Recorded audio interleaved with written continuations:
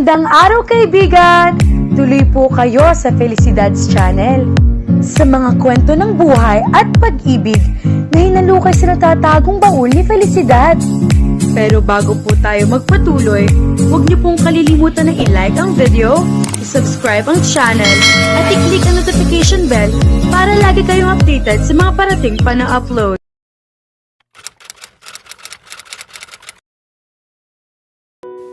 Hindi pangkaraniwan ang kabang nararamdaman ni Debbie habang papasok siya sa College of Arts and Sciences Department kung saan sila magkikita ni Professor Romulo, professor niya sa Philippine History. Mukhang plano nito na ibagsak siya sa subject nito dahil hindi niya alam kung ano ang ibig sabihin ng umaluhokan. Aminado si Debbie na hindi siya matalino, pero naniniwala siya na hindi rin siya bobo.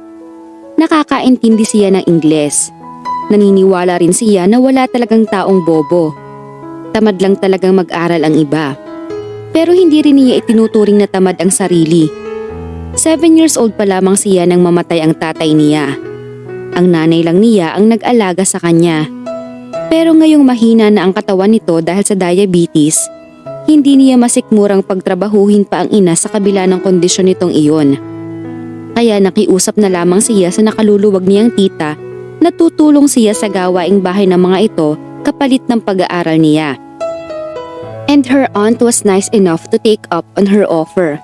At sa private school pa siya nito pinag-aral. Hindi rin siya nito binigyan ng mabibigat na gawaing bahay. Minsan nga, ayaw na nitong bigyan siya ng trabaho. Siya lang ang nagpupumilit dahil nahihiya siya rito at sa mga pinsan niya. Dahil nga sa trabaho ni Debbie ay nahihirapan siyang mag-focus sa pag-aaral niya. Kailanman ay hindi niya naintindihan ang logarithms at hindi niya alam kung ano ang kontribusyon ni Rene Descartes sa mundo. Hindi rin siya natutong mag-add ng improper fractions. Hotel and Restaurant Management ang kinuha niyang kurso dahil ang akala niya ay madadalian siya roon kumpara sa mga kurso na may subject na calculus. Pero meron din palang math subjects ang HRM. At hindi rin birong pag-aralan ng ilang asignatura ng kursong iyon. Isa ang history sa hindi rin niya maintindihan na subject. Kaysa kabisahin kasi niya kung ilan ang naging nobya ng pambansang bayani, naglilinis na lamang siya ng banyo ng tita niya. Ang problema lang, kung ibabagsak siya ni Prof. Romulo, ano ang sasabihin niya sa tita niya? Pagpasok niya sa departamento ng professor niya, nalanghap agad niya ang nakakasukang air freshener doon. Nakatodo pa yata ang aircon dahil ubod ng lamig. Bakante ang mesa ng ibang mga professor. Marahil ay nasa klase pa ang mga iyon o kaya ay umuwi na. Sa pinakadulo ng kwarto sa kaliwa, may kung anong itinatype sa laptop nito si Prof. Romulo. Naninigas ang mga paang naglakad siya palapit sa propesor. Tumikhim siya nang nasa tapat na siya nito. Nag-angat ito ng tingin mula sa itinatype at ngumiti sa kanya. Muntik na siyang mapangiwi. Naiilawan ng laptop ang kulubot at maputlang mukha nito. Itim na ang mga labi at gilagid nito dahil siguro sa paninigarilyo nito. Ang ngipin nito ay tila inverted triangle at naninilaw na. Miss Mendoza, sabi nito sa nakakakilabot na tinig. You're late. Pasensya na po sir, late po kasing nagpalabas yung huling prof namin. Really? Nito. Napayuko si Debbie nang mapansin niya ang malaswang tingin sa kanya ng propesor. Late siyang nagpalabas? Tumikhim siya. Gusto niyo raw po akong kausapin tungkol sa grades ko. Oo, tapos ko na kasing gawin ang grades ninyo, Miss Mendoza. At ikinalulungkot ko na ikaw lang ang may gradong 5. Nakagat niya ang ibabang labi. Ilang ulit na rin siyang nagkagrado ng 5 noon at inulit niya ang mga subject na iyon. Hindi nga lang niya matanggap na magkakasingko pa siya ngayon dahil graduating na siya. Sir, kakapalan ko na po ang mukha ko. Wala po ba akong pwedeng gawin para mapaangat kahit paano ang grade ko? Wala po ba kayong maipapagawang special project para ipasa ako? Tanong niya. Special project? Sabi nito sa nakakatakot na paraan. Patuloy pa rin ang paghagod nito ng tingin sa katawan niya. Titiisin na niya ang ginagawang iyon ng propesor, bigyan lang siya nito ng special project. Well, maybe I can arrange that for you. Because you know what, Miss Mendoza? I'm a lonely man. A very lonely man. Lagi kasi akong binibwisit ng asawa ko. Hindi alam ni Debbie kung ano ang koneksyon niyon sa special project na ipapagawa nito sa kanya kung sakali. There are times when I cry at night, Miss Mendoza. I miss the feeling of being in love, you know? Nakaramdam si Debbie ng awa para sa propesor. Naniniwala kasi siya na lahat ng tao ay dapat makaranas ng pag-ibig. Marahil ay may dinaramdam lang si Prof. Romulo ng mga sandaling iyon. I want to be in love again, Miss Mendoza. I want to be happy again. Tumitig si Prof. Romulo sa kanya. Iniurong nito ang swivel chair nito at bigla siyang naalarma nang makitang ibinababa nito ang zipper ng pantalon niya. Lahat ng naramdaman niyang awa para dito ay napalitan ng panghihilakbot. Pero hindi siya makaalis sa kinatatayuan niya. Would you like to cheer up this old man, Miss Mendoza? Hindi natin dito gagawin. Pupunta tayo sa tagong lugar para hindi ka matakot. Pero ipapakita ko sa iyo kung ano ang pasisiyahin mo mamaya. Kapalit nito, ipapasa kita. Sa sobrang takot na nararamdaman ni Debbie ay hindi siya nakagalaw. Ni hindi siya makasigaw para humingi ng saklolo. Panay lang ang dasal niya sa isip na sana ay may dumating na ibang propesor. Pero dahil matapang si Prof. Romulo na yayain siya sa opisina nito, marahil ay siniguro na nito na walang darating. Tumaas ang kamay ni Prof. Romulo. Alam niya kung saan hahantong ang pangit na kamay na iyon. Balak na sana niya tumakbo nang makarinig siya ng pagsigaw. You sick dirty old piece of shit! Puminto si Prof. Romulo at hindi magkanda tuto sa pagsasara ng zipper ng pantalon. Nilingon ni Debbie ang sumigaw. Mabibilis ang hakbang na nilapitan ng isang lalaki si Prof. Romulo. Namumula ang mukha nito. Marahil ay dahil sa galit. Bigla nitong kinwelyuhan ang propesor at ibinalya sa estanteng punong-puno ng mga libro. Nagpipilit kumawala ang propesor pero hindi ito makawala sa pagkakahawak dito ng lalaki.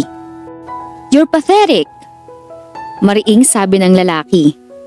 Matalim ang tingin nito sa propesor. Leave the girl alone! Inakit niya ako! Pagkakaila ng propesor. Ganon? Tumaas ang isang kilay ng lalaki. Saka nito ibinalya uli sa estante si Prof. Romulo. Nahulog ang mga libro.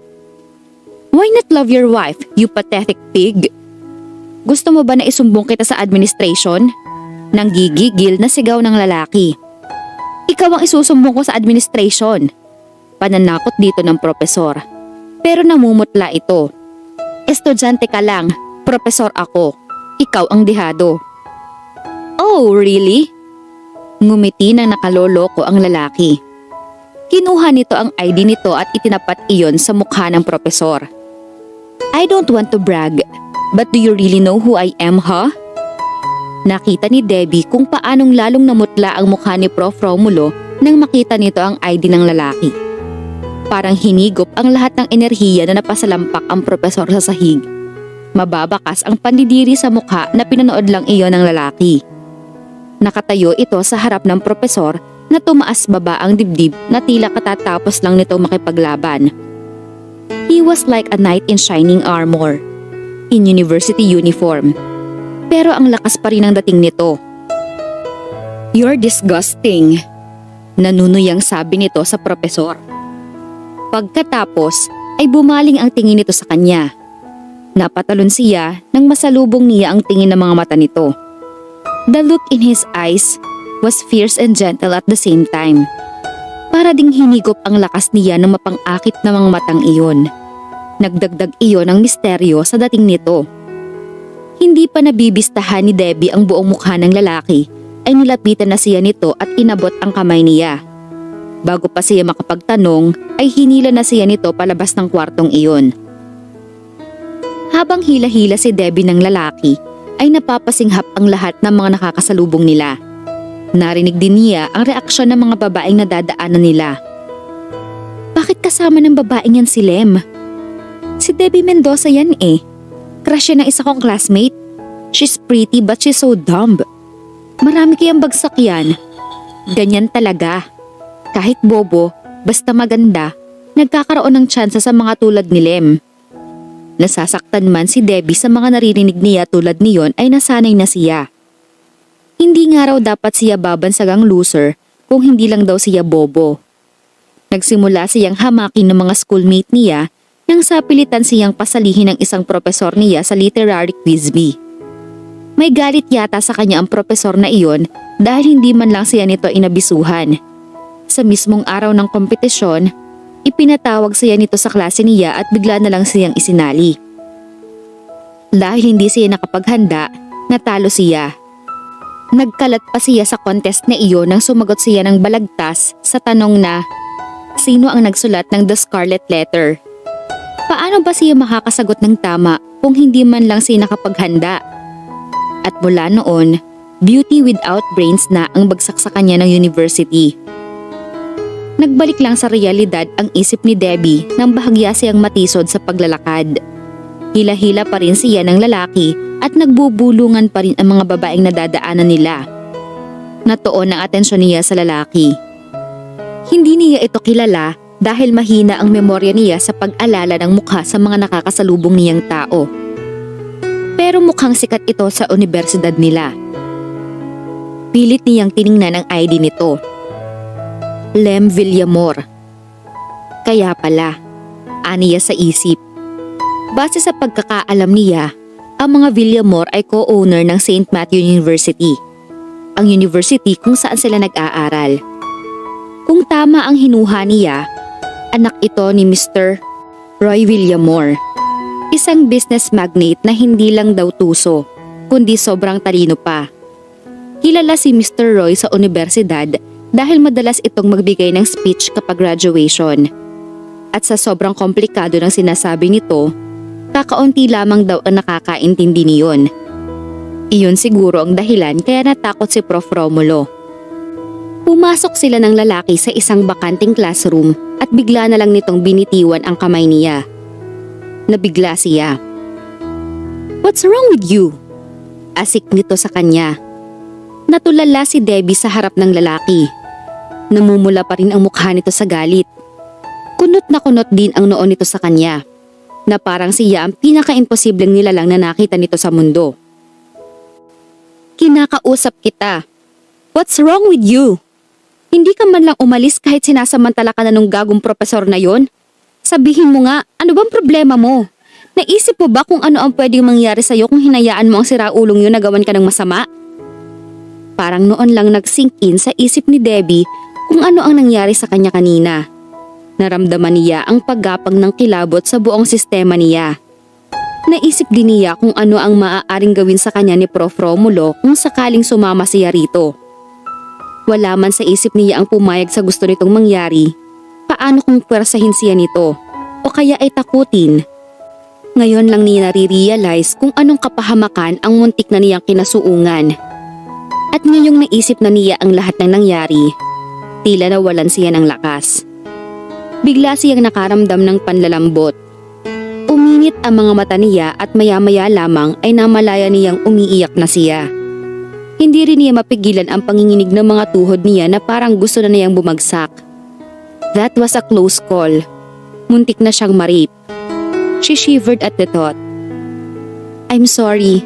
I was so harsh on you. I'm so sorry." Umangat ang tingin niya kay Lem at nakita niyang lumambot na ang ekspresyon sa mukha nito. Nawala na rin ang matalim na tingin nito sa kanya kanina. Umiling siya rito. Pero maya-maya ay bumalik sa isip niya ang pangit ng ngipin ni Prof. Romulo. Bumalik ang pangingilabot na naramdaman niya.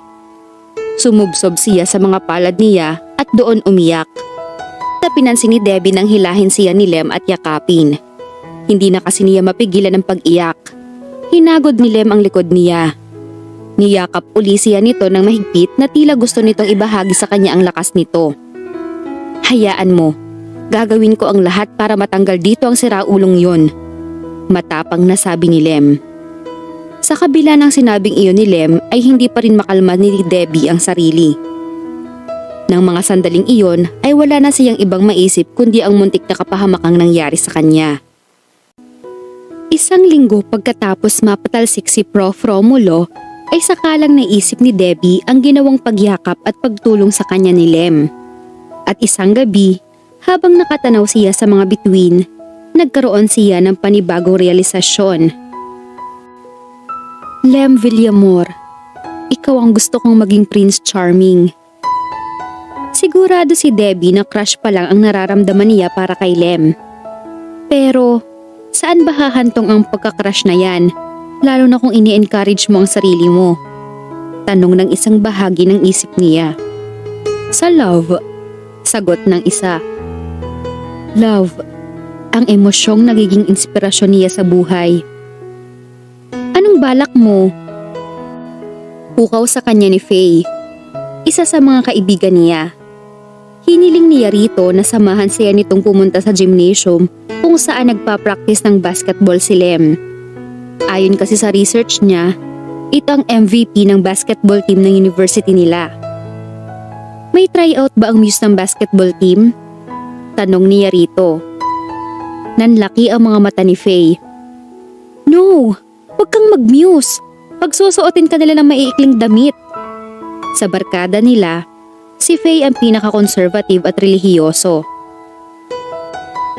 Tatlo silang magkakaibigan at sila ang nabansagang The Losers Club dahil outcast sila sa university. Ayoko rin magsuot ng ganun, no? Isa pa, hindi ko nga alam kung pwede akong maging Muse. Kaso, gusto ko talagang mapalapit kay Lem. Sabi niya. Bakit hindi mo muna ilapit ang sarili mo sa Diyos? Sa halip ay tanong sa kanya ng kaibigan. Napangiti siya. Hanggang maisisingi talaga ng kaibigan ang pagiging relihiyosa nito, isisingi talaga nito iyon. Hindi ako malayo sa Diyos. Gusto ko lang samantalahin ang pagkakataong ito dahil isang semester na lang, gagraduate na tayo. Gusto ko lang ng inspirasyon. Hindi na nagsalita si Faye. Parang naestatwa na ito na hindi niya mawari. Natigil na rin ito sa paghakbang kaya napahinto rin siya. Nakatingin ito sa kung saan kaya sinundan niya ang line of vision nito. May papalapit na gwapong lalaki sa kanila na nakatingin din dito.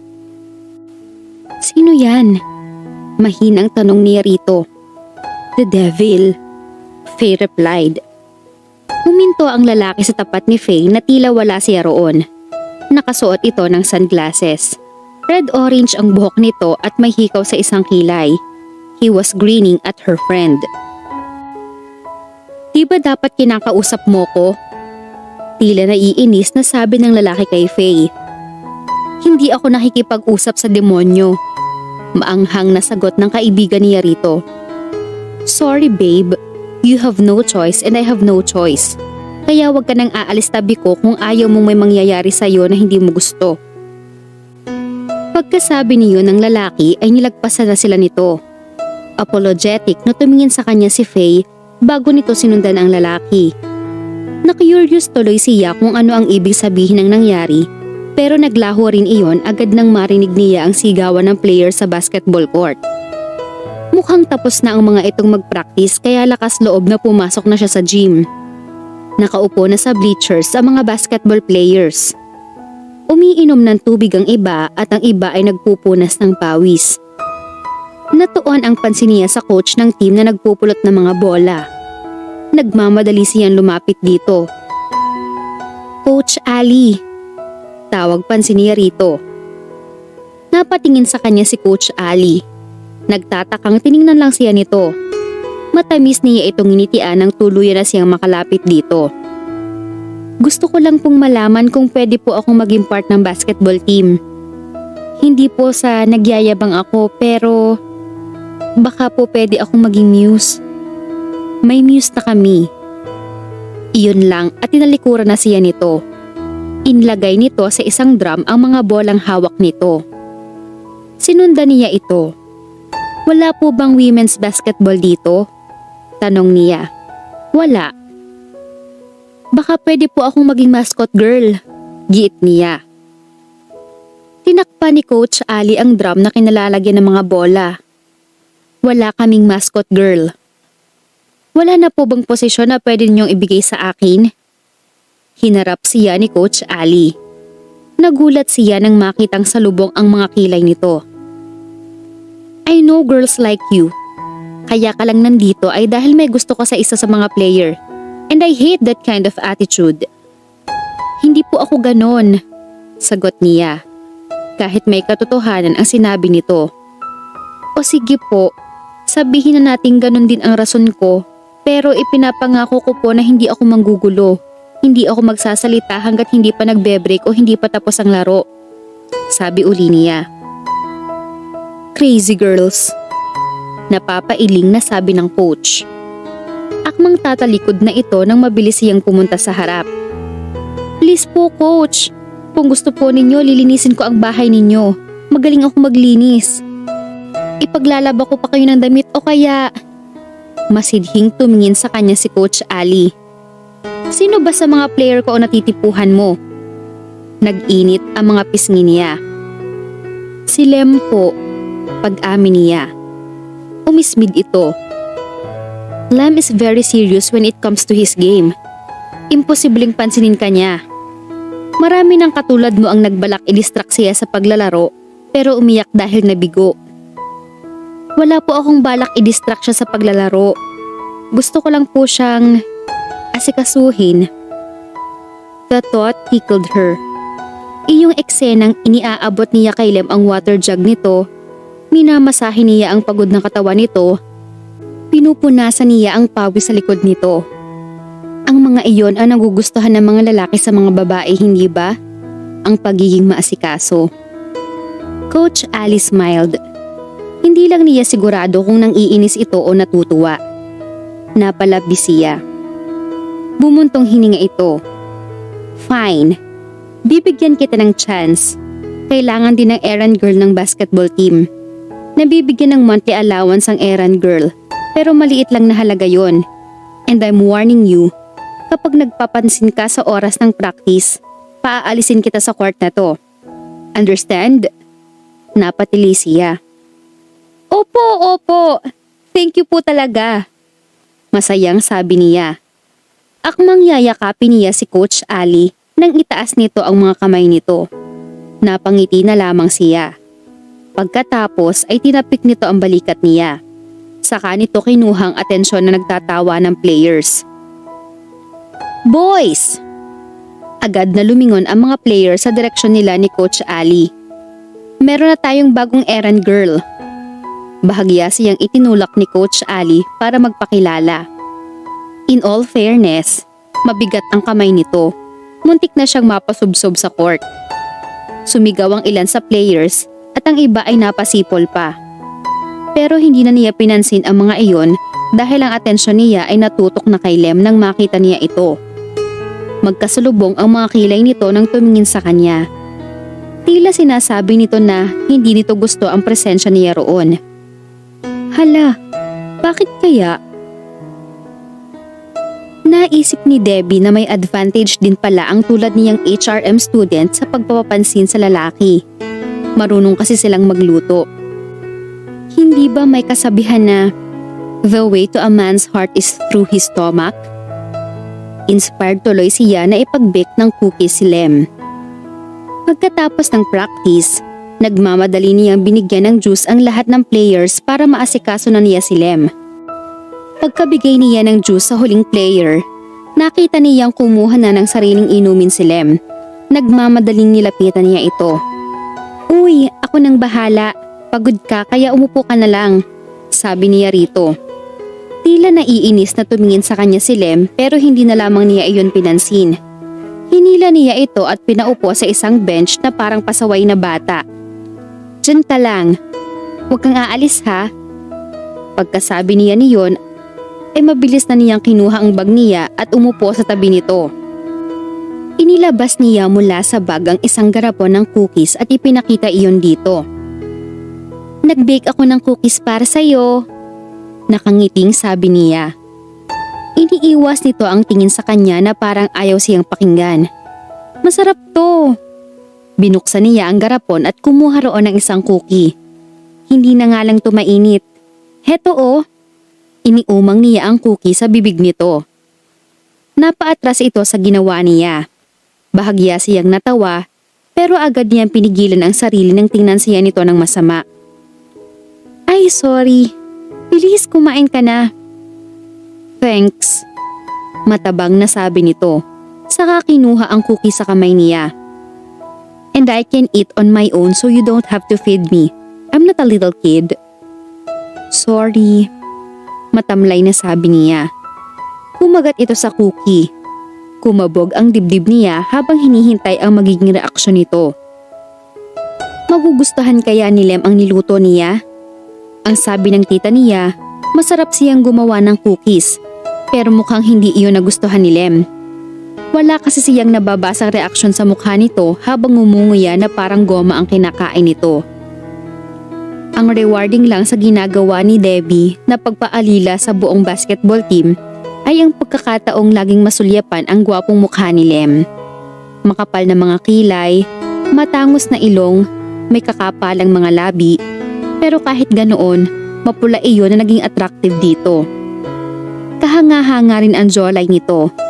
Ang bawat sexy na paggalaw niyon habang ngumunguya ito. Permanente na yatang gloomy ang ekspresyon nito pero hindi niyo nabawasan ang paghanga niya rito. He also had that strange serious expression on his face. Ano, okay ba? Maya-maya ay tanong niya rito. Matamis. Simpleng sagot nito. Matamis lang? Tumango ito. Saka sinulyapan ang garapong hawak niya. Ibigay mo na lang sa ibang players yan. Hindi kasi ako mahilig sa matatamis. Hindi na nakaimik si Debbie pagkatapos iyong sabihin ni Lem. Kaysa patuloy na mapahiya sa harap nito, ay nilapitan na niya ang ibang players na lahat ay nakangisi sa kanya. Ako na lang ang subuan mo oh, sabi ng isang player. Ako, gusto ko ng cookies. Sigaw ng isa pa. Penge! Nakangiting ibinigay na lamang ni Debbie ang cookie sa mga ito. Saka malungkot siyang tumingin kay Lem. Magkasalubong pa rin ang kilay nito at tila may malalim na iniisip. Ano kayang problema ng isang to? Nakalimutan na ba niya na ako yung tinulungan niya ron sa manyak na professor? Bakit ang sungit-sungit niya sa akin? Kung ano man ang dahilan ni Lem, hindi na lamang niya iyon papansinin. Ang importante, determinado siyang gawin itong Prince Charming niya. Mas malakas pa kaysa sirena ng bombero ang tili ni Debbie habang nag-cheer siya para kay Lem. Kasalukuyang naglalaro ang mga ito kalaban ng isang university. Naroon siya para suportahan ito. Kapag naipapasok nito ang bola sa ring ay halos himatayin siya sa kakasigaw. Napapatingin tuloy sa kanya si Lem at pabirong bibigyan niya ito ng flying kiss. Pagkatapos niyon ay sisimangutan siya nito. Nakakaasar? Ang sungit-sungit? She's really a freak. Maganda nga, boba naman. Wala pang finesse. She's so cheap. Pilit na lamang itinuon ni Debbie ang atensyon sa laro sa halip na patulan ang mga naririnig niyang iyon. Patuloy lang siya sa pag-cheer sa mga ito lalo na kay Lem. At mukhang may kinahinatnan ang pagkamalat niya dahil nanalo ang team nila. Halos mapatalon siya sa sobrang saya at pumalakpak hanggang sa mamula na ang mga kamay niya. Pagkalabas ng lahat ng mga nanood, nilapitan agad niya ang team. Congratulations! Masayang bati niya sa mga ito. High five! Sabi sa kanya ni Ray. Nakangiting nakipag-high five siya rito. Sa lahat ng mga player, si Ray ang pinakamabait sa kanya. Hindi namin to magagawa kung hindi mo kami inaasikaso. Tama. Pagsang-ayon kay Ray ng ibang players. Sabi ko sa inyo hindi kayo magsisisi na ako ang naging errand girl ninyo. Susuportahan ko talaga kayo ng todo. Di ba coach? Aniya. Napapailing ng ngumiti lang si Coach Ali. Ibinaling niya ang tingin kay Lem. As usual, naroon uli ito sa isang sulok ng court na tila may sariling mundo. Sana mapangiti ka ng regalo ko sa'yo. Kagabi ay nagpuyat siya para gawa ng congratulatory card si Lem. May pakiramdam na kasi siya na mananalo ang team nila. Nagpaalam siya sa ibang players at nilapitan si Lem. Ang galing mo kanina. Nakangiting bati niya rito. Thanks. Mahinang sabi nito. Pagkatapos ay hinubad nito ang jersey nito sa harap niya. Napatulala siya rito. Tumambad sa kanya ang magandang katawan nito. His body was so trim. It looked so tough. So reliable. At kahit pawisan na ito, tila kay sarap pa ring amoy-amuyin ang katawan nito. Stop it! Saway niya sa sarili. Kumuha ito ng puting t-shirt. Hanggang sa naisuot na nito iyon ay hindi pa rin siya nakakibo. Tumikhim siya. Ang dami mong puntos na na-contribute sa team nyo. Kaya pala ikaw ang MVP. Thanks. Muling sabi nito na hindi pa rin tumitingin sa kanya. Ginawan pala kita ng card. Mabilis niyang binuksan ang bag at kinuha ang card na ginawa niya para dito. Iniabot niya iyon dito. Tinitigan nito ang card. Bahagyang tumaas ang isang kilay nito. Pink na colored paper iyon na itinupi niya sa kalahati. Ginuhitan niya iyon ng basketball ring at sa ibaba niyon ay idinikit niya ang nag-iisang picture ni Lem na nakuha niya sa isang social networking site. Pero ulo lang ni Lem ang idinikit niya sa card. Siya na ang nagdrawing ng katawan nito. Hindi proportion ang laki ng ulo sa laki ng katawan na iginuhit niya kaya ang weird tingnan ni Lem. But it's the thought that counts, right? Isa pa, pinaghirapan niyang gandahan ang pagkakasulat ng caption sa ibaba ng picture nito na Best Player. Dinikitan din niya iyon ng ilang beads para mas mukhang creative. Nagpuyat ako para gawin yan. Kunin mo na. Debbie, mag-juice ka muna. Sabad ni Ray sa usapan nila ni Lem. Iniabot nito ang isang baso ng juice sa kanya. Tiningnan ito ni Lem ng masama. Parang nahiyag na paatras tuloy si Ray. Huwag mo siyang bigyan ng malamig na juice. Kumuha ka ng walang yelo. Hindi mo ba narinig na tumili yan kanina? Baka sumakit ang lalamunan niyan kapag uminom siya ng malamig. Seryosong sabi nito kay Ray. Tila napahiya si Ray. Hindi ito kumibo at halatang masama ang loob na lumayo sa kanila ni Lem. Sa kabilang banda ay hindi niya naiwasang kiligin sa pag-aalala sa kanya ni Lem. Well, suplado pa rin ang pagkakasabi nito niyon.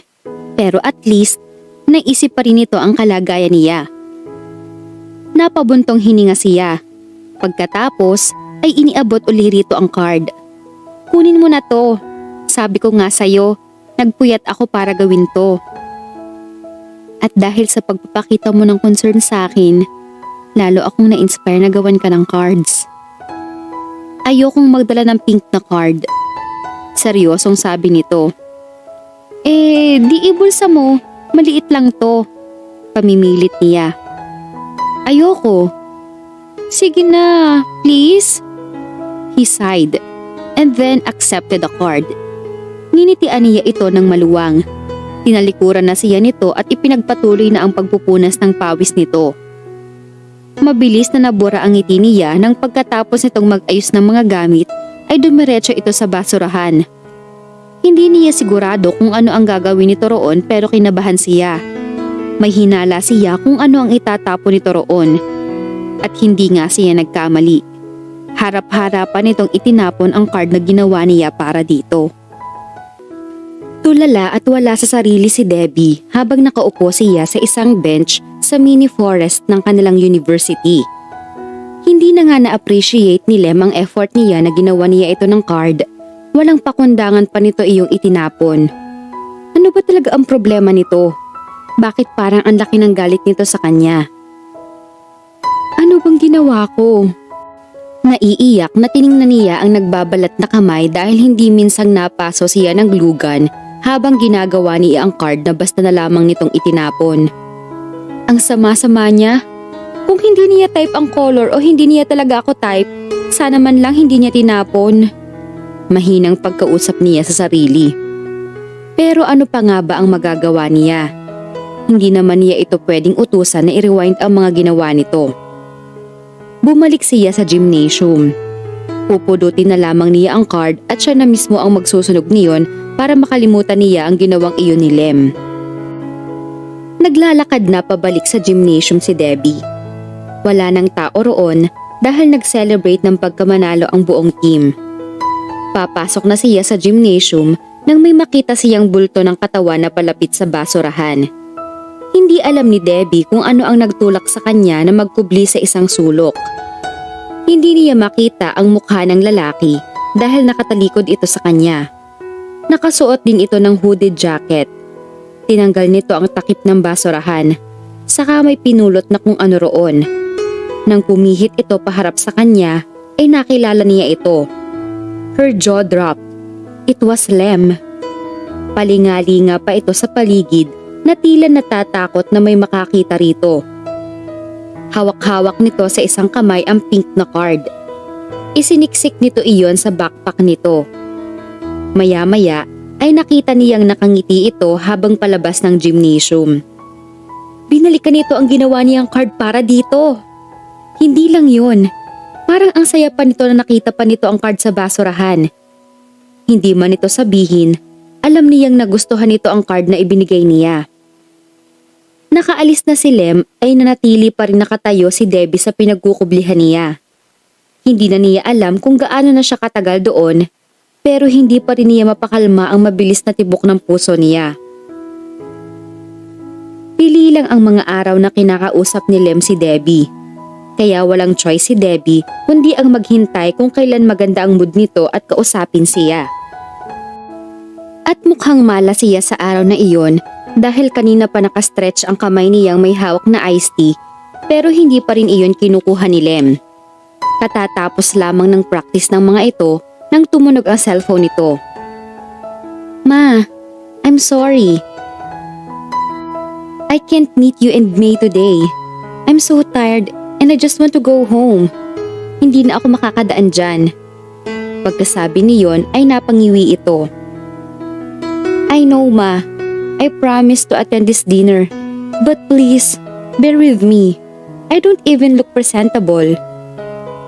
Nakakunot ang noong ibinaba nito ang cellphone. Halata niyang binabaan ito ng telepono ng kausap nito. Iced tea? Alok niya rito. Tinanggap nito ang iced tea at agad na ininom iyon. Napalunok siya. Habang umiinom ito ay kitang-kita niya ang pagtaas-baba ng Adam's apple nito. Ano kaya ang pakiramdam na mahaplos niya ang Adam's apple nito? Kung magiging nobyo niya si Lem, hahayaan kaya siya nito na halikan niya ang parting iyon ng katawan nito? Magiging boyfriend ka dyan, hindi ka nga pinapansin. Sopla ng isang bahagi ng isip niya. Binalikan niya ang card na ginawa ko para sa kanya. Alam kong may ibig sabihin ang ginawa niyang yun. Kontra ng isang bahagi ng isip niya. Mama mo? Tanong niya pagkatapos nitong uminom. Ha? Mama mo ba yung tumawag? Pag-ulit niya. It's none of your business. Iyon lang at tumayo na ito. Saka naglakad palayo sa kanya. Napabuntong hininga na lamang siya. Inaalat ako sa kilig ngayong araw na to. You're crazy, dude. Napahinto si Lem sa paghuhugas ng kamay nang marinig niya ang sinabing iyon sa kanya ni Ray. Nasa washroom sila at kapag sila na lamang dalawa ay sakalang nito inilalabas ang tunay na ugali nito. Ray had a creepy vibe. Sometimes, he just seemed so frighteningly mad. Why? Tanong niya at ipinagpatuloy ang paghuhugas ng mga kamay. Tinatanggihan mo si Debbie. Halata namang patay na patay sa'yo. Shut up. Mariing sabi niya rito. What's wrong with you, man? Yung mga dating errand girl ng team, pinakitutunguhan mo ng maayos. Pero siya, tiningnan niya ito ng masama. Don't play games with me, asshole. That's impossible. Teammate mo ko. Ninisihan siya nito na nakakaloko. I kinda like Debbie. Don't mess with her. Mataas ang boses na banta niya rito. Tumawa lang si Ray. Why not? Gusto mo ba siya? No, of course not. Then let me have her. Maganda siya. Boba nga lang kaya madaling utuin. Nakangising sabi ni Ray. Naiinis na tiningnan niya ito. You're disgusting. Come on dude, it's a basic fact. Yung mga babaeng tulad niya, ginawa lang for our entertainment. If you want her, then take her seriously. Aniya. Ray laughed. Bahagya pa siyang binatukan ito. Naikuyom niya ang mga kamay na nakatapat pa rin sa bukas na gripo. Sobra na ang pagtitimping ginagawa niya, wag lang niya itong masapak. Seriously? That dumb chick? Nah, I just want to have sex with her and then leave her crying. Nagtatagis ang mga bagang na hinarap niya ito. Nakalolo kung initian siya nito. I'm gonna have her, Lem. Tulad ng ginawa ko sa lahat ng babaeng nagpilit i-penetrate ang basketball team dahil sa'yo. Tumalim ang tingin nito sa kanya. Pagkatapos ay bumulong ito. I'm definitely gonna have her. Sabi nito saka lumabas ng washroom. Umaasa si Debbie na hindi siya susungitan ni Lem sa araw na iyon. Pero hindi yata posible yon. Tahimik siya habang nanonood ng practice ng mga ito. Matindi ang concentration ni Lem sa paglalaro. Kahit may mga babaeng tumatawag dito, ay hindi nito pinapansin at nagbibigay kasiyahan iyon sa kanya. Sa akin kasi itinakda kaya umuwi na lang kayo sa mga bahay ninyo. Narinig niya ang pagpito ni Coach Ali, tanda na tapos na ang practice. Dumampot agad si Debbie ng bimpo at sinalubong ang papalapit na si Lem. Excited na kasi siyang punasan ang pawis nito. Pero nang makalapit na siya rito ay tiningnan lang siya nito ng masama at inagaw sa kanya ang bimpo. I can manage, sabi nito. Pagkatapos ay iniwan na siya nito. Bumagsak ang mga balikat niya. Ilang sandali pa ay minabuti na lamang niyang lapitan ng ibang players at ang mga iyon ang inasikaso niya. Habang binibigyan niya ang mga iyon ng bottled water ay nilapitan siya ni Ray. Matamis at tila nakauunawa ang ngiting iginawad nito sa kanya. Bakit kasi pinagtitiisan mo pa ang halimaw na yon? Ninitian niya ito, saka inabutan ng bottled water. Grabe ka, hindi halimaw si Lem. He only makes you feel bad. Walang lalaki dapat ang gumagawa nun sa babae. Bumuga siya ng hangin. Ganun lang kasi siguro siya, pero hindi ako susuko sa kanya. Tiningnan niya si Lem. Nakakunot ang noo nito habang nakatingin din sa kanya. Lagi ka na lang naiinis kapag nakikita mo ko. Ano bang problema mo sa akin? Tanong niya sa isip. Well, I admire your spirit. Bakit hindi natin i-celebrate yung lakas ng loob mo? Wika ni Ray. Celebrate? Nagtatakang napatingin siya kay Ray. Bakit natin kailangan mag-celebrate? Maikli lang ang buhay ng tao. Kaya come on, have fun with me. Wala ang parents ko ngayon. Solo natin ang bahay. There was something about Ray's invitation that scared her. Naalala niya si Prof. Romulo at ang inverted na mga ngipin nito. Kumabog ng malakas ang dibdib niya. Wala tayong gagawing masama, sabi pa ni Ray. Nahalata yata nito ang pag-aalinlangan niya. Kakain lang tayo. Maraming snacks doon na pwede nating kutkutin habang nanonood ng DVD. Pakiramdam ni Debbie ay tumigil sa pag-inog ang mundo niya nang maramdaman niya ang presensya ni Lem sa tabi niya. Ramdam niya ang init na nagmumula sa katawan nito and his familiar scent. A mix of faint cologne and sweat. Tiningnan nito ng masama si Ray. How many times do I have to tell you to back off? What are you saying? Bale walang tanong dito ni Ray. Stay away from her. Pagbabanta rito ni Lem. Hindi mo magugustuhan ang gagawin ko sa'yo kapag hinawakan mo kahit dulo ng daliri niya. Napaatras si Ray. Siya lang ang ipinagtanggol mo sa akin ng ganyan. Tumawa ito ng pagak. Do you like that stupid girl? Napasinghap siya. Hindi niya inaasahan ang tanong na iyon ni Ray. Ang tinawag siya nitong stupid girl. Mabilis na bumangon ang galit niya para dito. Akmang bubulyawan na niya ito nang unahan siya ni Lem. Kapag ininsulto mo pa uli siya, ipatatanggal kita sa basketball team. Mariing sabi rito ni Lem. Namutla si Ray. Iyon lang siguro ang kailangang sabihin ni Lem para tuluyan na itong lumayo sa kanila. Hindi pa roon natatapos ang pagkabigla niya. Hinawakan ni Lem ang kamay niya at hinila siya palabas ng basketball court. Nagtatanong ang mga matang tiningnan niya ito pero hindi siya nito pinansin. At ang totoo, kahit saang lugar man siya nito hilahin ay maluwag sa loob na sasama siya rito. Sa mini forest ng university sila humantong ni Lem. Nasa lilim sila ng isang malaking punong mangga. Hapon na at sila na lamang ni Lem ang naroon. Nasisinaga ng liwanag ng papalubog na araw ang mukha ni Lem and it made him so damn handsome. Bakit mo ko hinila rito? Lakas loob na tanong niya rito. Para titigan ka, ayaw mo? Walang gatol na sabi nito sa kanya. Ha? Naguguluhang bulalas niya. Ayaw mo ba natitigan kita? Tanong nito. Anong klaseng espiritu ang sumapi sa iyo, Lem Villamor? There was a hint of a smile on his lips. I have to admit, I like looking at you. Kung ano mang espiritu yan, huwag na nating palabasin. Aniya sa isip. Iyong seryoso. Aniya. Gustuhin man niya ay hindi pa rin siya naniniwala sa sinabi nito. Siguro ay pinagagaan lang nito ang loob niya dahil sa sinabi sa kanya ni Ray kanina.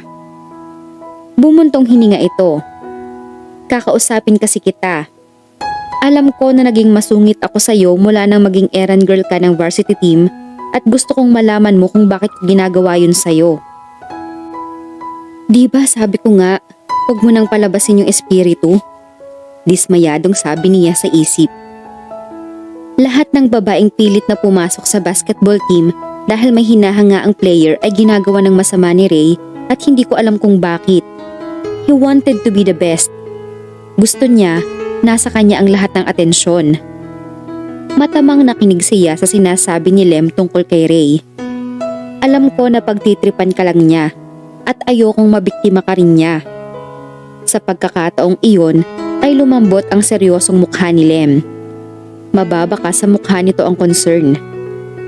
Kaya kita laging sinusungitan because I wanted you to quit. I want you to stop serving our basketball team. We're men, Debbie. Gagawin namin ang lahat para maungusan namin ang isa't isa. Sigurado ako na may gagawing masama sa'yo si Ray. Kahit papalubog na ang araw, pakiramdam ni Debbie ay nagliliwanag ang paligid niya. Nag-aalala lang pala sa kanya si Lem kaya hindi maganda ang naging pakitungo nito sa kanya.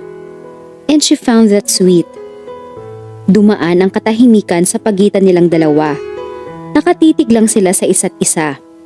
Pero tila hindi nila napapansin na ginagawa nila iyon. Parang wala nang ibang bagay sa paligid habang nakatitig ang isang tao sa taong mahal nito. Maya-maya ay tumikhim siya. Gustuhin man niyang namnamin pa ang moment nilang iyon, may bumabagabag pa rin sa kanya. So, paano yan? Sinasabi mo ba sa akin na itigil ko na ang pagsisilbi sa basketball team? Siguradong malulungkot siya kung ititigil na niya ang pagsisilbi sa basketball team. Kung titigil na siya sa pagsisilbi kay Lem. Matamang nakatingin lang sa kanya si Lem na tila pinag-iisipan ang sinabi niya. Maya-maya lang ay kumislap ang mga mata nito at tumaas ang isang sulok ng mga labi nito. I have a better idea. Hinawakan uli nito ang kamay niya. Napapiksi siya. Gusto niya ang pakiramdam na hawak ni Lem ang kamay niya. Nakadama siya ng kalyo roon, ngunit mas ramdam niya ang init na nagmumula sa palad nito. Saan muli ako dadalhin? Tanong niya. Masyado itong mabilis maglakad at nahihirapan na siyang sumabay dito. Babalik tayo sa court. Simpleng sagot nito. Anong gagawin natin doon? You'll know soon enough. Stop asking questions. Masungit ka pa rin, pero hindi mo na ako madi-discourage ngayon. Pumasok uli sila sa gymnasium. Napatingin agad sa kanila ang mga teammate ni Lem, maging si Coach Ali. Napansin din niya na bumaba ang tingin ng mga ito sa magkahugpong pa rin nilang mga kamay ng binata. Bakit kayo bumalik? Tanong sa kanila ni Coach Ali. Simple lang ang dahilan. Ayoko sanang gawin to sa inyo pero wala na akong choice. Ray was so way out of line and I can't accept it. Sabi nito. Saka tiningnan ng masama si Ray.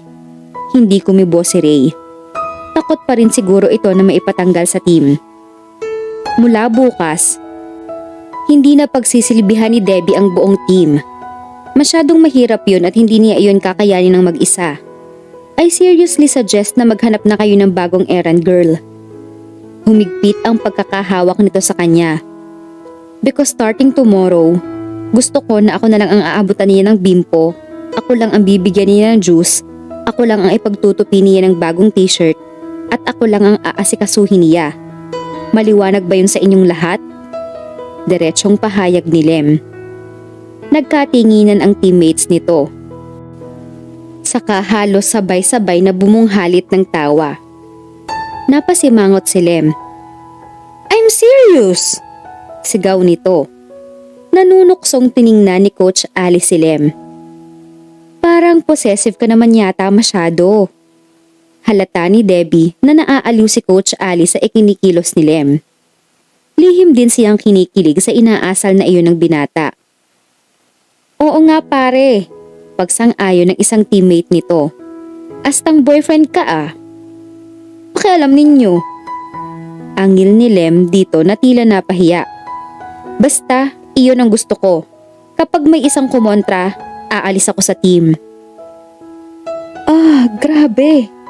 Ganoon ba nito kagusto na protektahan siya kay Ray? Halos mahimatay na siya sa sobrang kilig na nararamdaman. Tumaas din ng ilang puntos ang pogi points nito sa kanya.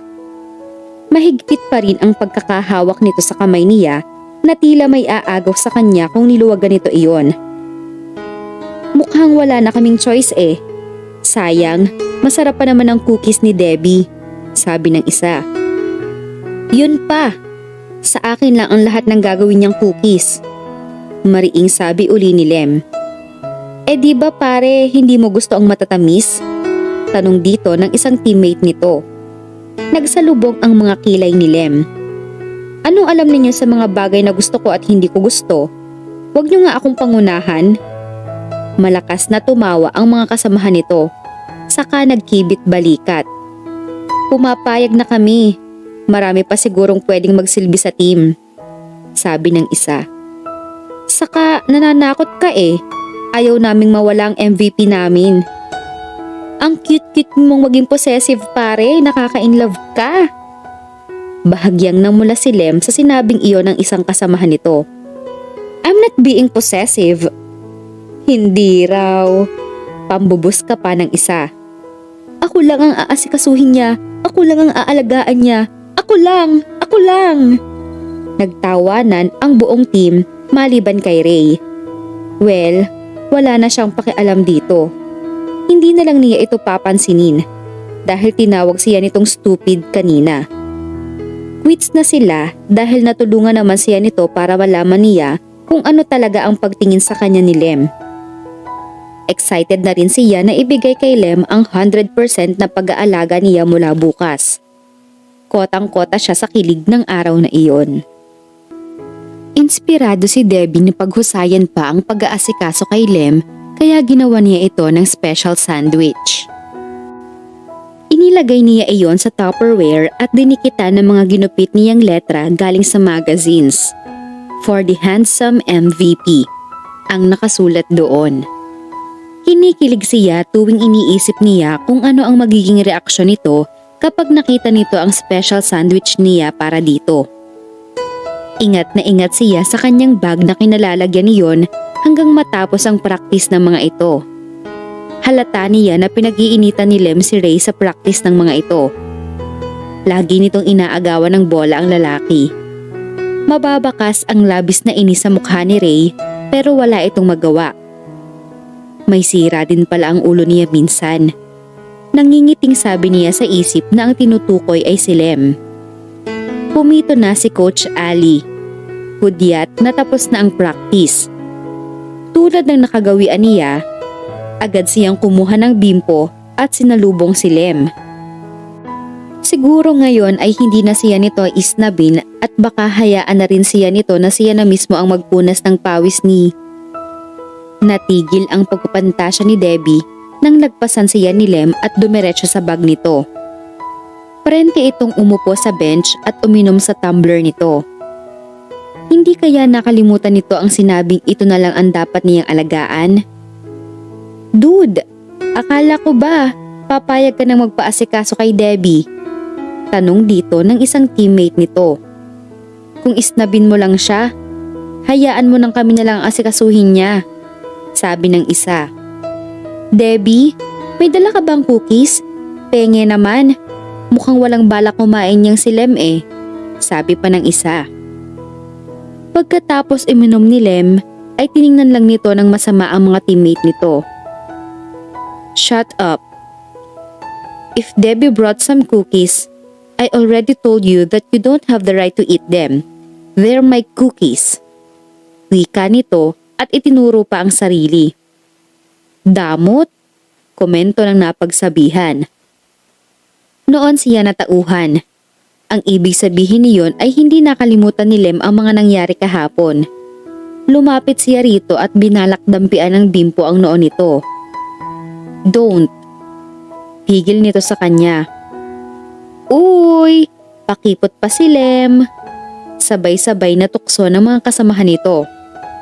Shut up, singhal ni Lem sa mga ito. Pero lalong lumakas ang tawa ng mga iyon. Come with me, biglang sabi ni Lem sa kanya. Mabilis itong tumayo. Kinuha ang backpack at isinukbit iyon sa balikat nito. Bring your bag. Lem, saan ka pupunta? Tanong ni Coach Ali. Tapos na ang practice, Coach. See you tomorrow. Iyon lang at nagpauna na itong maglakad. Kahit hindi niya gaanong naiintindihan ang nangyayari, ay sumunod na lang siya rito. Sa mini forest ulit sila nagpunta. Pumili ito ng pwesto roon na malayo sa ibang estudyante. Sa lilim iyon ng puno ng sampalok. Relaxing ang ambience roon kaysa sa kulob na atmosphere ng gymnasium. Sinamyo ni Debbie ang sariwang simoy ng hangin. Ipinatong nila pareho ni Lem ang bag nila sa konkretong mesa. Saka sila magkatabing umupo sa bench. Walang nangahas na magsalita sa kanila. Bahagya nilang naririnig ang tawa ng mga estudyante ilang metro ang layo sa kanila. Akala ko ba, di ba? Putol-putol na sabi ni Lem. Parang may gusto itong sabihin pero nahihiya ito. Ano? Tanong niya. Gusto mo pa bang punasan ang pawis ko? Mabilis na sabi nito. Pagkatapos nitong sabihin iyon, agad na namula ang mga pisngi nito. Iniiwas nito ang tingin sa kanya. Bumilis ang tibok ng puso niya. Pigil na pigil niya ang sariling tumili sa tuwang nararamdaman dahil sa simpleng sinabi nitong iyon. Wala ka namang pawis ah. Amused na sabi niya. Meron pa. Itinuro nito ang noo. Dito oh. Hindi niya napigilan ang sariling matawa. Kumuha siya ng bimpo at agad na pinunasan ang noo nito. Lem smiled automatically when her hand touched his skin. Dahil sa pagngiti nitong iyon ay nahalina uli ang kawawang puso niya. Pinaglakbay niya ang bimpo pababa sa pisngi nito, sa baba hanggang sa leeg nito.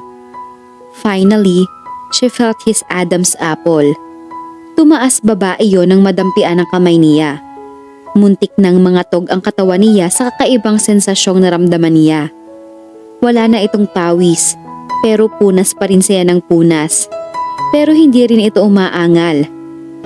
Nang tumitig sa kanya si Lem, ay tila nasusuffocate siya na napatitig sa mga mata nito. But she liked the feeling. Alam ko na. Gusto siguro ni Lem ng privacy kanina kaya hindi siya nagpapaalaga sa harap ng mga teammate niya. Wala ka bang ginawang cookies? Maya-maya ay tanong nito. Lalong binalot ng kasiyahan ang puso ni Debbie. Wala eh. Pero ginawan kita ng clubhouse sandwich. Sandali lang. Kinuha niya sa bag ang Tupperware at iniabot iyon dito. Tiyanan! Tinitigan nito ang Tupperware. Nang mabasa nito ang nakasulat doon, ay tila kuminang ang mga mata nito. Mabilis nitong inabot ang Tupperware, saka nagmamadaling binuksan iyon. Inilabas nito roon ng isang malaking sandwich. Ang laki nito? Komento nito. Para mabawi mo ang lakas mo. Ubusin mo yan ha, bawal magtira. Nakangiting sabi niya rito. Tumango ito. Pagkatapos ay sumubo. Maya-maya ay umiling ito. Hindi ko yata mauubos to. Don't talk when your mouth is full. Pabirong sabi niya. Lumunok muna ito bago nagsalita. Ang laki eh. Pandalawang tao na tong ginawa mo. Ganyan talaga yan. Kumain ka rin. Ha? Sige na. Iniumang nito sa kanya ang sandwich. Kumain ka na rin. Ang parteng kinagatan nito ang nakaumang sa bibig niya. Kung iyong mag-share sa isang baso ay indirect kiss ng ituring ng mga Japanese, paano pa kaya ang mag-share ng sandwich? Nandidiri ka ba dahil hindi? Putol niya sa sasabihin nito, saka mabilis na kumagat sa sandwich. Hindi ako nandidiri. Don't talk when your mouth is full. Nakangiting sabi nito. Umangat ang kamay nito at may pinunasan sa bibig niya. Wala ka palang poise kumain. Nasamid siya sa sinabi nitong iyon na ikinatawa nito. Mabilis niyang kinuha ang tumbler niya at uminom ng tubig. Pinagmasdan lang siya nito. Pagkatapos niyang uminom ay napatungo siya sa pagkapahiya. Nahalata yata nito iyon dahil pinitik nito ang noo niya. Silly! Kahit wala kang poise kumain, maganda ka pa rin. Sabi nito. Saka muling kumagat sa sandwich. She giggled inside. Kota na ako.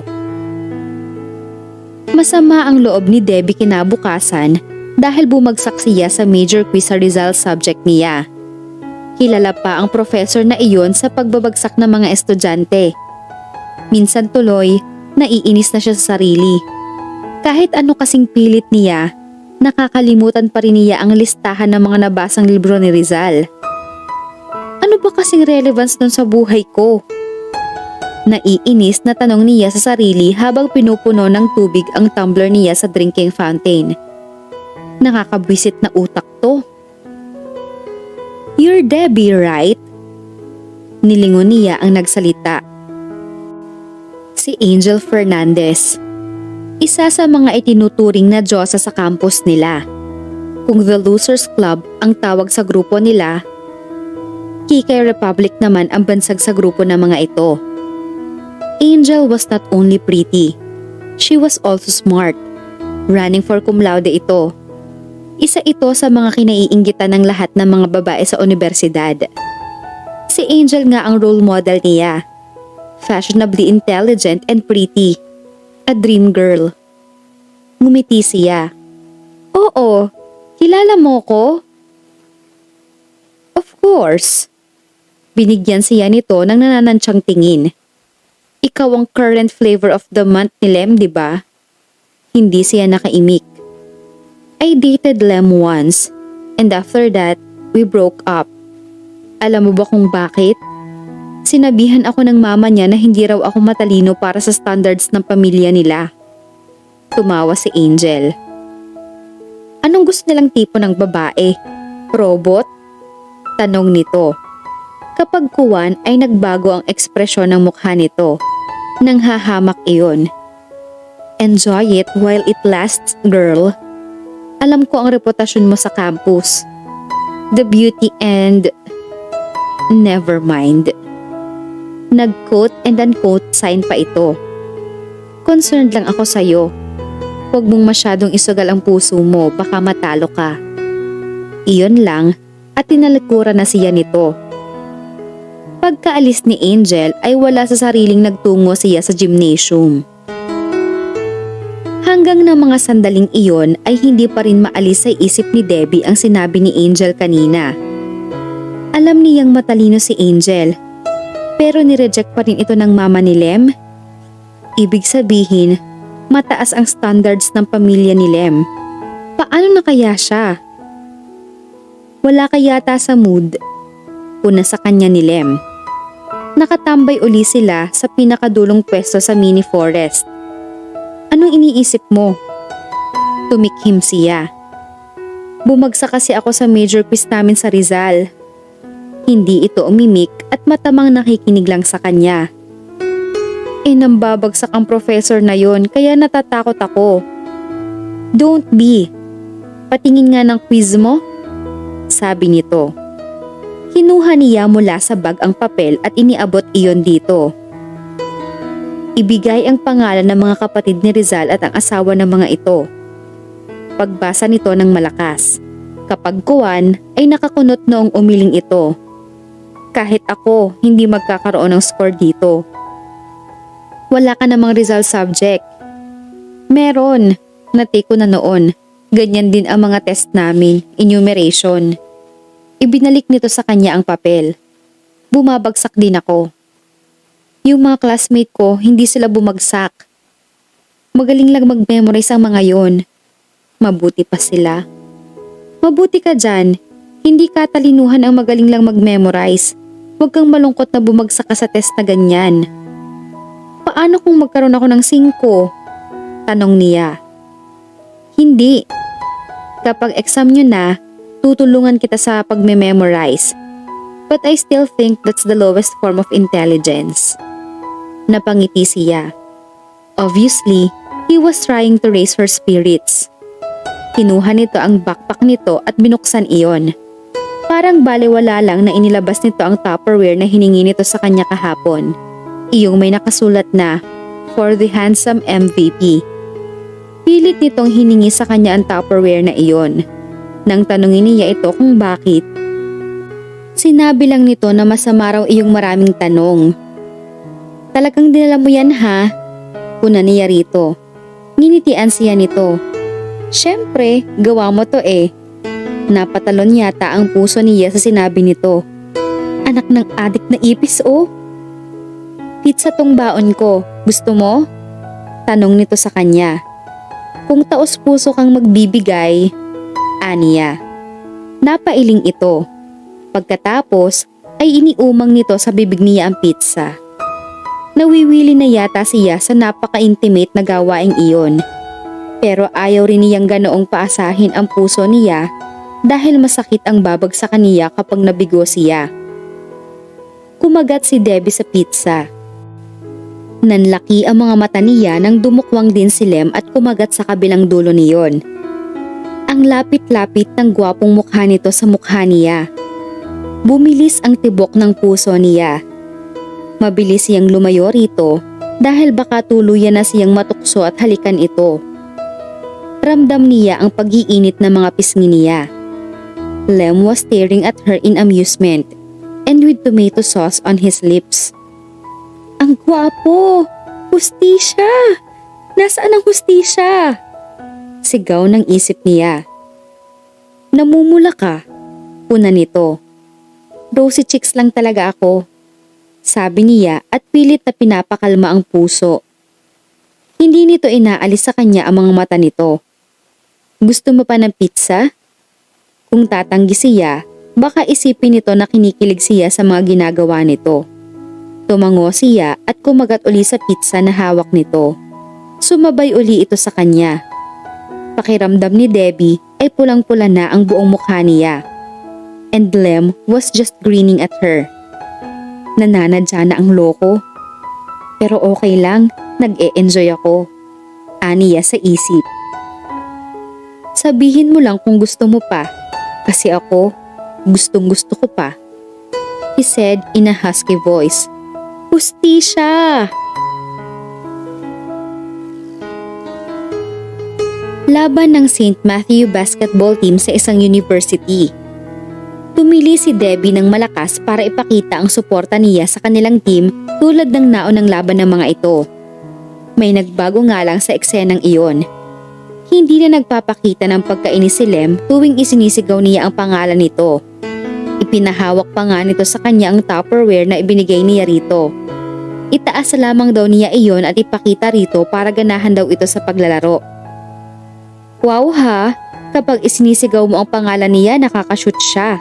Ang taray mo. Komento ng kaibigan niya. Ninitian lang niya si Lane. Ganon talaga. Kilig na kilig ka bruha. Una pa nito. Maiintindihan mo rin ako kapag nakilala mo na ang lalaking gugulo sa isip mo. Sabi niya. No offense meant, but in my opinion, love is for those people who can't shine on their own. And I'm going to shine alone. I don't need love. Si Lane ang pinaka-weirdo sa barkada nila. Cynic ito pagdating sa pag-ibig. Pinaplano na nga nito ang kasal sa sarili nito. May mas weird pa ba roon? Nawala kay Lane ang isip niya nang may marinig siyang tilian. Nagkukumpulan ang players ng St. Matthew sa isang bahagi ng court. Nanlaki ang mga mata niya nang makitang nakahandusay sa sahig si Lem. Lem! Nasa locker room ng gymnasium, sina Debbie at Lem. Katatapos lang lagyan ng benda ang nasaktang braso ni Lem. Mabuti na lamang at kahit paano ay maayos na ang lagay nito. Nakangiti na ito habang nakatitig sa kanya. Bakit ka nakangiti? Naninitang tanong niya rito. Nababaliw ka na ba? Naaksidente ka na nga. May luha ka pa sa mga mata mo. Una nito. Umangat ang isang kamay nito at pinunasan ang gilid ng mga mata niya. Hindi kasi niya mapigilang umiyak sa sobrang pag-aalala rito kanina. Pero hindi pala ganoon kalala ang nangyari dito. Napuwing lang ako. Pagdadahilan niya. Come on. Yayariin ko yung isang braso mo, sige ka. Pagbabanta niya rito. Tumawa lang ito. Maya-maya ay mataman itong tumingin sa kanya. Masakit pa nga rin ng konti eh. Gagaling din yan. Tulungan mo ko. Paano? Tanong niya. You can kiss it. Kumabog ng malakas ang dibdib niya. Tinampal niya ang noo nito. Pero hindi man lang ito natinag sa pagtitig sa kanya. Ang baduy mo? I'm serious. Huwag kang ang ganyan. Nahihiyang sabi niya. Palibhasa alam mong gusto kita.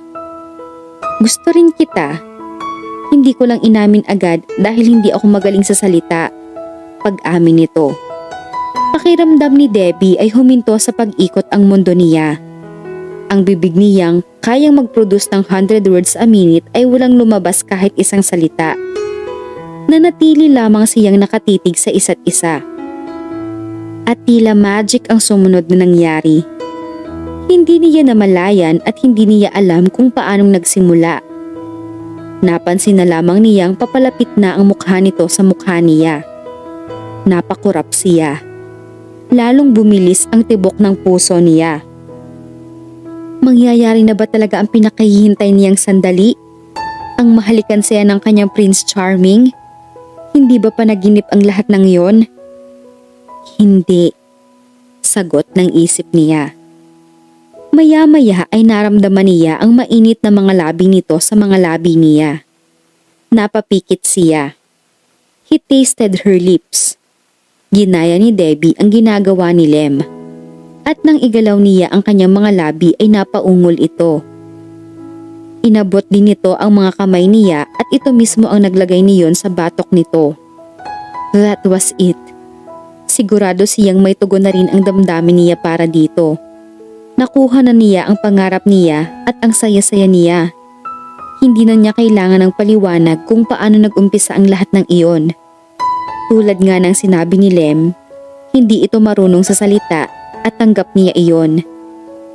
Hinapit siya ni Lem para palalimin ang halik. Nagpaubaya siya. Nagsisigawan na ang mga tao sa labas. Meron na sigurong nanalo. Ako. You should meet my parents. Muntik nang mabulunan si Debbie sa kinakaing siomay nang marinig niya ang sinabi ni Lem. Naroon sila sa mini forest na naging saksi ng pagkakaibigan nila at kalaunan ay ng pagiging magkasintahan nila. 2 linggo na ang relasyon ni na Debbie at Lem, pero para kay Debbie ay wala pang 1 araw iyon. Napakabilis kasi ng takbo ng oras kapag kasama niya ito. Masarap ang feeling ng in love. Pakiramdam niya ay kaya niyang harapin ang lahat ng problema sa buhay basta kasama niya si Lem. Pero mukhang nakalimutan niya ang problema niya tungkol sa pamilya nito. Hindi ba parang ang bilis yata? Sabi niya. Tumingin ito sa kanya mula sa kinakain nitong spaghetti. Mabilis? I've already met your mother. Iba yun. Bakit iba? Wala siyang masabing dahilan. Ibinaba ni Lem sa mesa ang paper plate nito at hinawakan ng isang kamay niya. My parents will like you. Hindi tayo sigurado. Gusto niyang sabihin dito. Don't be afraid. I'll be there. Hindi kita pababayaan. Nagsusumamo ang mga matang sabi nito. Kapag ganoon na ito ay mahirap na para sa kanya na tanggihan ang anumang hilingin nito. Bumuntong hininga siya, saka tumango rito. Kailan tayo pupunta sa inyo? Nagliwanag ang mukha ni Lem sa tanong niyang iyon. Hindi maalis ang kaba sa dibdib ni Debbie para sa nalalapit na pagpapakilala sa kanya ni Lem sa mga magulang nito. Kaya sa tulong ng mga kaibigan niya ay inalam niya ang ilang importanteng bagay tungkol sa mga ito. Alam mo na siguro na isa si Mr. Roy Villamor sa may-ari ng university, paninimula ng kanyang kaibigan. Ipinatong nito sa mesa na nasa harap nila ang mga natipon nitong impormasyon tungkol sa papa ni Lem. At hindi lang yon. Madalas din siyang maging speaker sa mga seminar about anthropology and teen psychology. Na-publish din sa isang broadsheet ang article niya na kumu-question sa mga isinulat ni Dan Brown sa Da Vinci Code. Yung sikat na libro? Hindi makapaniwalang tanong niya. Yup, nabasa mo na ba yon? Tanong ni Barbie.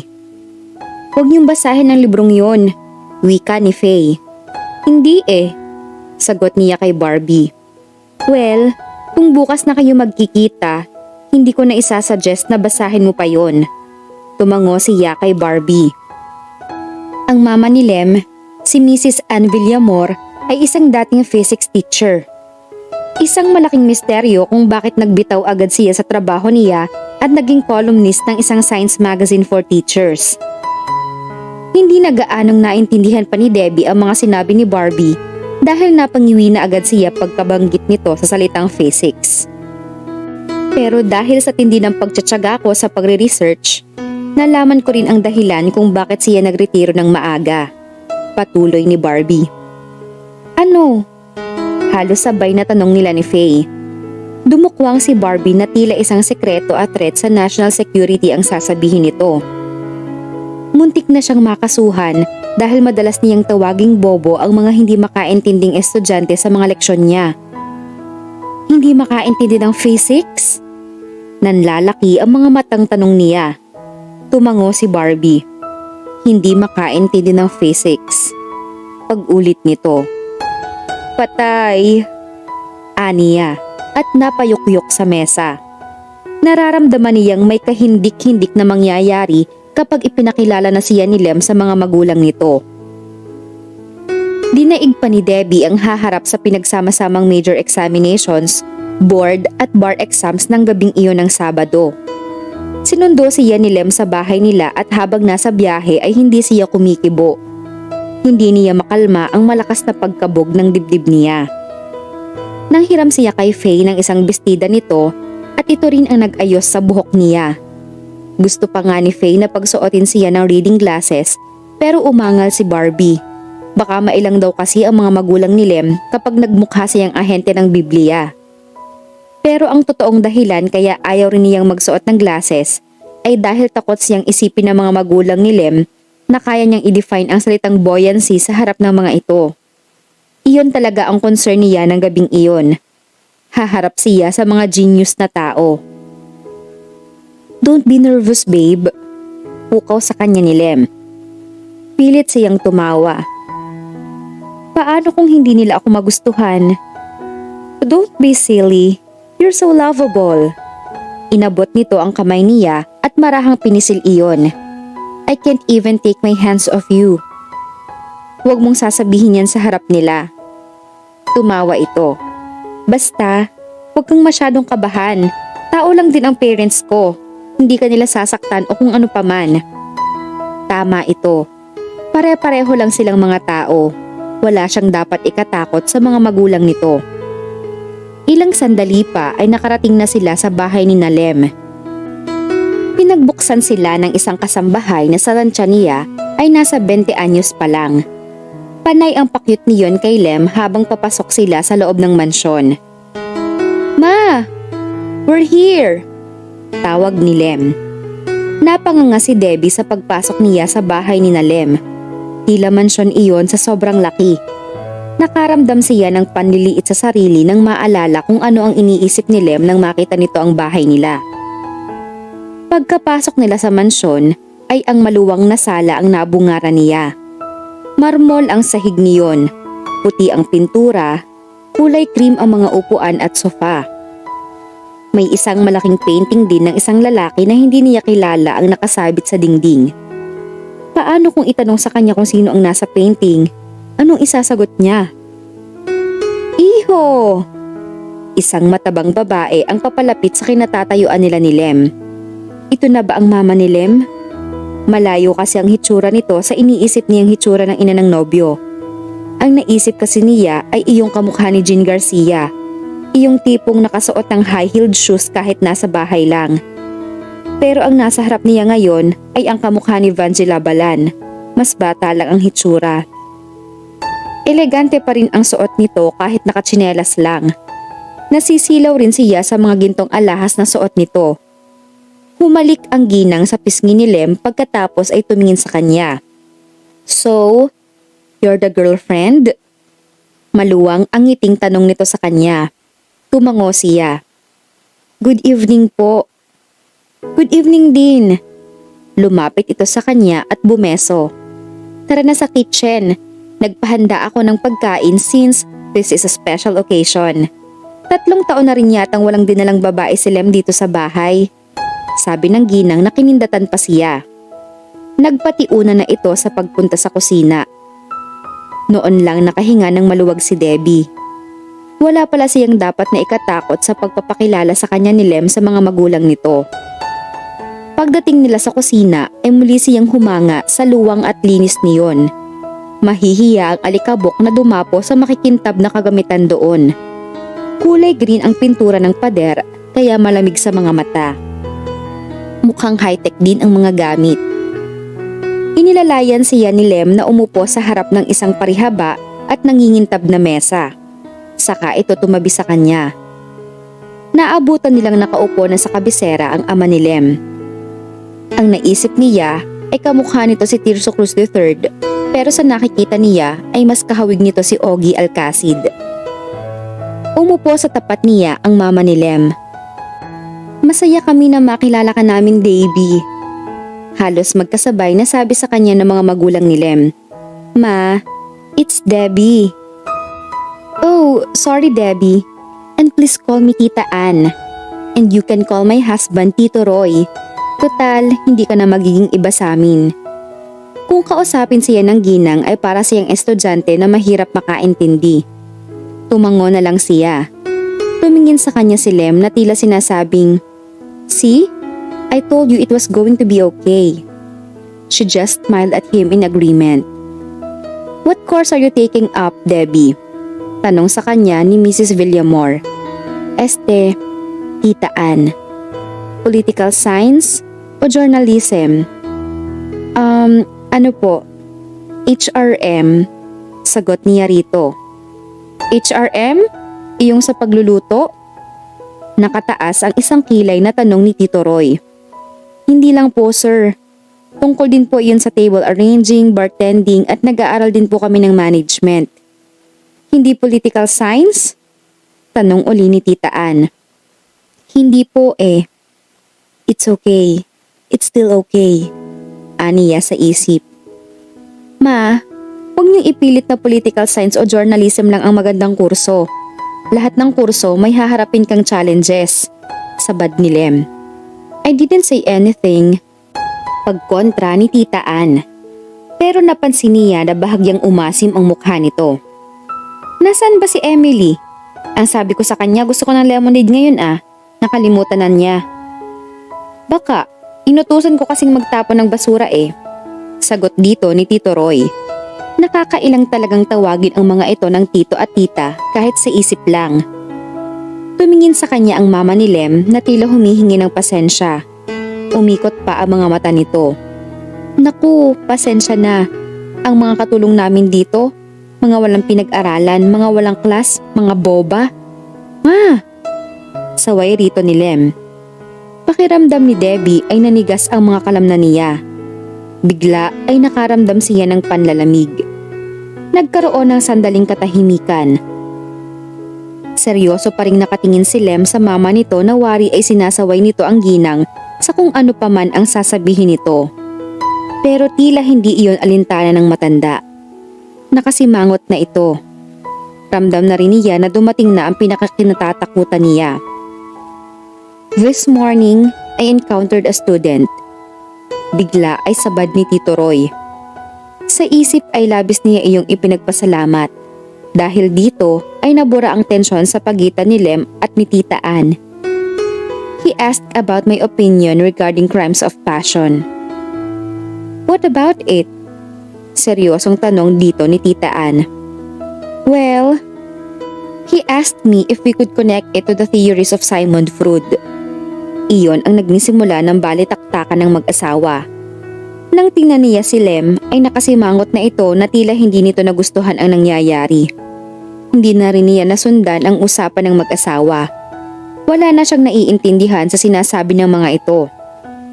Kahit inaasahan na niya sa posibleng ganoon na ang mangyari sa gabing iyon, ay tila nais pa rin niyang maiyak sa sitwasyon niya. Pero si Lem, mukhang hindi ganoon ang inasahan nitong mangyayari. So, Debbie, pukaw sa kanya ni Tita Ann. Sa labis na pagkagulat niya, ay muntik pa siyang mapatayo mula sa kinauupuan niya. What about you? What's your opinion on crimes of passion and its connection to Freud's theories? Pakiramdam ni Debbie ay namutla siya sa tanong na iyon ng ginang. Well, Ma, pinag-usapan na natin to, di ba? Seryosong sabi ni Lem. Nagkibit balikat lang si Tita Ann. Curious lang ako sa opinion niya. So, Debbie, you were saying? Well, maybe... Nagpapanik na siya. Anong sasabihin niya? Hindi nga niya kilala si Freud. Bakit hindi na lang nila pag-usapan ang tungkol sa Pasko? Bakit hindi na lang ang tungkol sa mga telenovela o pelikula? Naghihintay na ang mag-asawa sa isasagot niya. Gusto na talaga niyang maiyak sa nasuungan niyang sitwasyon. Maybe? Nang eenganyong sabi ni Tita Ann. Hinihintay na marahil ng mga ito ang pagkapahiya niya. Maybe, siguro po, connected din siya in some ways. Kinakabahang sabi niya. What ways? Tanong ni Tito Roy. In mysterious ways? Pumiyok pang sabi niya. God, kunin niyo na po ako. Natahimik ang mag-asawa. Tila pinag-iisipan muna ng mga ito ang isinagot niya. Gusto na niyang sampalin ang sarili. Malamang ay sinasabihan na siyang boba ng mama ni Lem sa isip nito. Nanliliit na siya at gusto na lamang niya magtago sa ilalim ng mesa. Ramdam din niya ang mabilis na tibok ng puso niya. Of course, biro lang po yun. Sabi niya at pilit na tumawa. Tila nakahinga ng maluwag ang mag-asawa sa sinabi niya, saka tumawa. Right, it was just a joke. Sabi ni Tita Ann at tinapik pa sa braso si Lem. You're lucky, Lem. May sense of humor ang girlfriend mo. Hindi pinansin ni Lem ang sinabi ng mama nito. Halata niyang naiinis na ito sa dahilang hindi niya alam.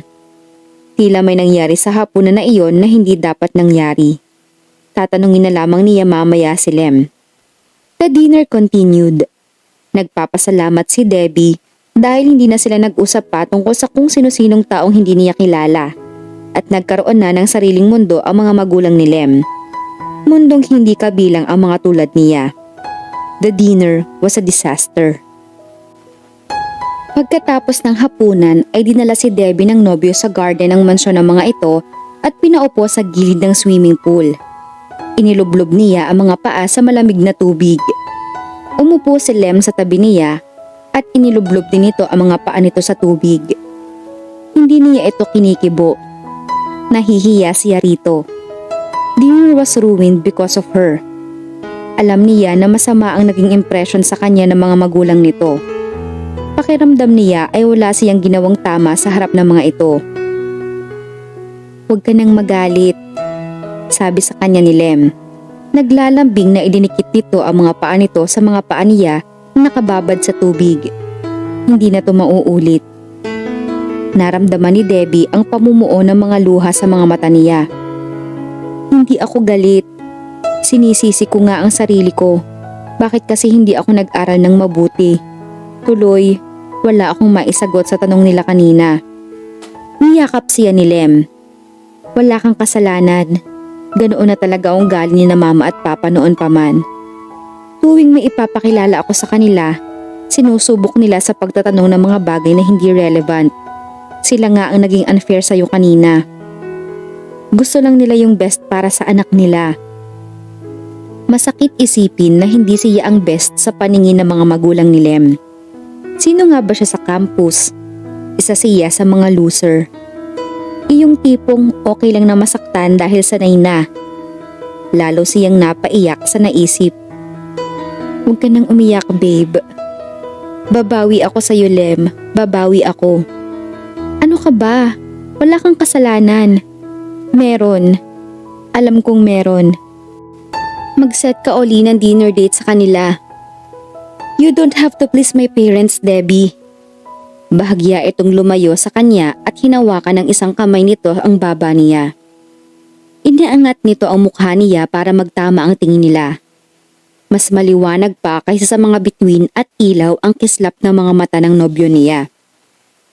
This might sound selfish, but you only have to please me. Ako ang mas mahalagang mapasaya mo, hindi sila. At alam mo kung paano mo ko mapapasaya? Feeling ko corny to. Nakasimangot na sabi niya rito. He chuckled. Yeah, pero sasabihin ko pa rin. You making me happy because you exist. Hindi mo na kailangang mag-effort. Iyong katotohanang humihinga ka sa mundong ito ay malaki ng kasiyahan ko. Sabi ko na nga ba, corny eh. Nakangiting sabi niya. Pero hindi niya mapigilan ang kilig na gumagapang sa buong sistema niya. And it would make me happier kung lagi mo kong lalambingin, yayakapin, hahalikan at aalagaan. Yan din ang kasiyahan ko, ang alagaan at pasayahin ka. Sabi niya. Mukhang nahawa na rin siya sa katsisihan nito. Pero huwag mong isipin na inaalila kita ha. Bigla ay sabi ni Lem. Tumango siya. Siyempre. Sandaling katahimikan ang namayani sa pagitan nila ni Lem, pero mabilis na bumalik sa alaala niya ang nangyari sa dining room kanina. Pero hindi talaga natin pwedeng isantabi na lang ang damdamin ng parents mo. Kaya mag-set ka uli ng dinner. Debbie, saway sa kanya ni Lem. Ako ang may gusto nito. Hindi ako papayag na hindi nila ako magustuhan. Hindi magiging successful ang isang relasyon kung walang blessing ng mga magulang. Hindi totoo yan. Sabihin na lang nating tradisyonal din akong tao at kailangan makuha ko ang loob ng mga magulang mo. Nakuha mo na ang loob ng nanay ko. Kailangan ay magawa ko rin yun sa mga magulang mo.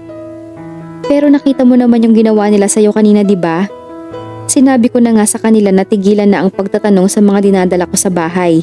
Binalaan ko pa nga sila na magagalit ako kapag sinubukan nila, pero ginawa pa rin nila. Ang akala ko, pagbibigyan nila ako kaya excited akong dalhin ka rito. But they didn't stop doing it. Bumuntong hininga si Lem. Kapag nag-dinner uli tayo, siguradong gagawin uli nila yon kahit anong pakiusap ko. Ayokong, then, sasagot ako. Kapag tinanong nila ako, sasagot ako. Determinadong sabi niya. What? Magre-review ako. Magbabasa ako ng libro sa physics. I-research ko si Freud o kahit sinong tao na interesado ang papa at mama mo. You don't have to do that. Dapat ko tong gawin. Kaya ko to. Seryosong tumingin siya kay Lem. Hayaan mo kung gawin to. Sa totoo lang, hindi alam ni Debbie kung paano niya gagawin iyon. Ano ang alam niya sa mga gustong pag-usapan ng mga magulang nito? Mga henyo ang mga yon. Malawak ang kaalaman ng mga iyon sa mga bagay-bagay. Pero kailangan talaga niyang bumawi. Hindi dapat niya iparamdam sa mga ito na wala talaga siyang alam. Magsisikap siya na maipakita sa mga ito na may alam din siya kahit paano. Hindi man siya magiging best sa paningin ng mga ito, kailangan ay maging better siya sa Debbie na nakausap ng mga ito kanina. I don't like the idea. Nag-aalangang sabi ni Lem. Magtiwala ka sa akin. Inabot niya ang isang kamay ng nobyo at bahagyang pinisil iyon. Please? Hindi ito sumagot. Sa halip ay dumukwang ito at binigyan siya ng isang maalab na halik. Napagkiskis niya ang mga paa niya sa sensasyong nararamdaman sa paglalapat ng mga labi nito sa mga labi niya. Nilasap niya ang masarap na halik na iyon. Ninamnam din niya ang nakahihilong pakiramdam na dulot niyon. Maya-maya ay bahagyang lumayo sa kanya si Lem at maluwang nangumiti sa kanya. You're a wonderful woman, Debbie. Mapatunayan na nga kaya ni Debbie ang kanyang sarili sa harap ng mga magulang ni Lem sa susunod nilang pagkikita? Abangan natin sa susunod na kabanata.